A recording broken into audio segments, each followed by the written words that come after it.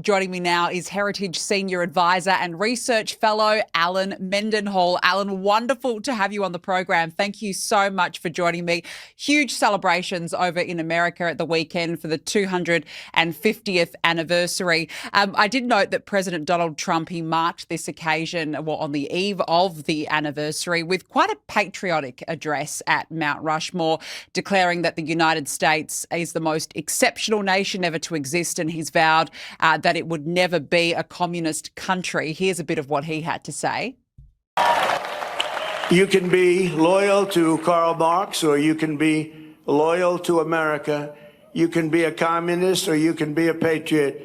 You cannot be both. As for those who peddle Marxist lies about our heritage, who tell our children that we live on stolen land or that our heroes were oppressors, they're doing something much worse than slandering our past.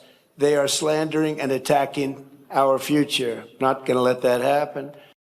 Alan, is he right? I mean, what version of history is being pushed by those, particularly on the left? Well, I think he's right. And I think America is great because of a combination of things, because of the people and because of the governing institutions. So if you don't have one, you don't have the other. So I guess you could say it's one thing, which is a symbiotic interplay between the people and the governing institutions. And what do I mean by that? If you take our Constitution and try to plop it down somewhere else in some other part of the globe, the people that it would govern wouldn't operate under the same circumstances that we do. So in that sense, our Constitution's not a self-executing blueprint that can just be transplanted to some other place with equal effect. And it's because there is like a deeply ingrained political culture in the United States.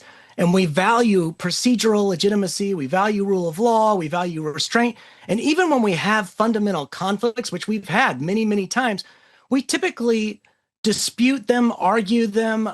We exercise our rights within a constitutional order. We litigate our conflicts in the courts. We mobilize majorities through electoral processes, and we amend the Constitution when necessary. So there's a commitment to playing by the rules of the game. And even when the outcomes are unwelcome, I think both left and right feel as if they lose frequently.